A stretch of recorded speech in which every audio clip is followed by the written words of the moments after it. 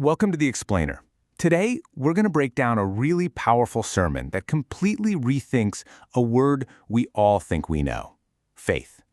It argues that faith isn't just an idea you hold in your head, but a living, breathing force that's built on three very distinct pillars. So what are they? Let's dive in. Okay, so right out of the gate, the sermon just challenges how we normally see things.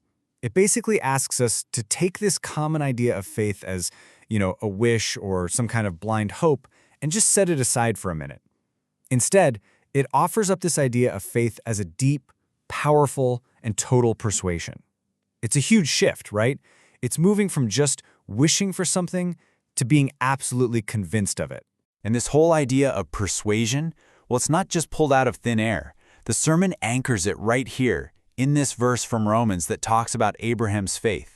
And just listen to that language. It's not about hoping or guessing. It's about being completely persuaded.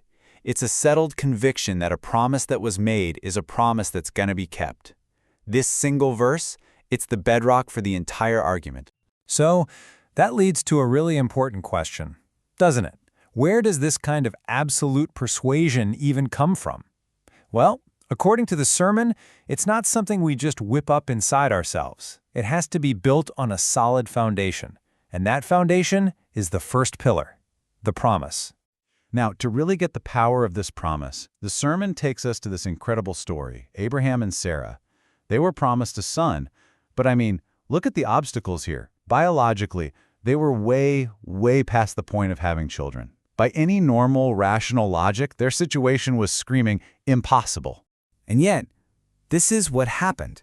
Abraham didn't hesitate. He didn't waver. But why? It's because his faith wasn't based on what he could see around him, his circumstances. It was based entirely on the promise itself. The sermon argues that this is the proof in the pudding. Faith that's founded on a promise doesn't just ignore the obstacles, it actually overcomes them. Okay, so if the promise is the foundation, what's the fuel? What keeps that belief going when, everything in the world seems to be telling you it's not going to happen? The sermon says that's where the second pillar comes in: love.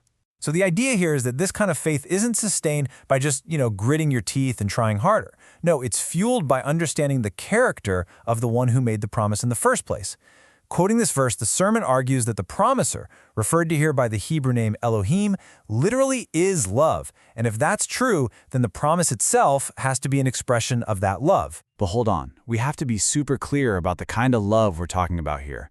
This isn't your everyday, sentimental, Valentine's Day kind of love. The sermon draws a really sharp line. It describes this love as an active, powerful force. It's something that defends truth, hates lies, and stands firm when everything else crumbles. It's presented as the total opposite of what the sermon calls worldly love. So this specific kind of love has some really important characteristics. It endures, it hopes, it defends what's true. But according to this sermon, the most critical piece of the puzzle is that last one. It never fails. That inherent reliability, that's what makes it the perfect fuel to sustain faith, especially when things look really, really bleak. Okay, so we have the foundation, which is the promise, and we have the fuel, which is his love. But, so what? How do these two big ideas actually become real in someone's life? Well, that brings us to the third and final pillar, which the sermon calls the action piece, our trust. To see how this trust actually works, the sermon points to people like Sarah and Miriam. Look at Sarah. Her trust wasn't just a feeling she had. It led to the physical action of conceiving a child. Why? Because she deemed him trustworthy who had promised. And likewise, Miriam's trust led her to praise or magnify Yahuah, another name used for the Creator, because she was totally convinced of his enduring compassion. See? In both of these stories, trust is the bridge that connects belief to reality. All right, let's bring all three of these powerful pillars together now and see the final picture that the sermon is painting.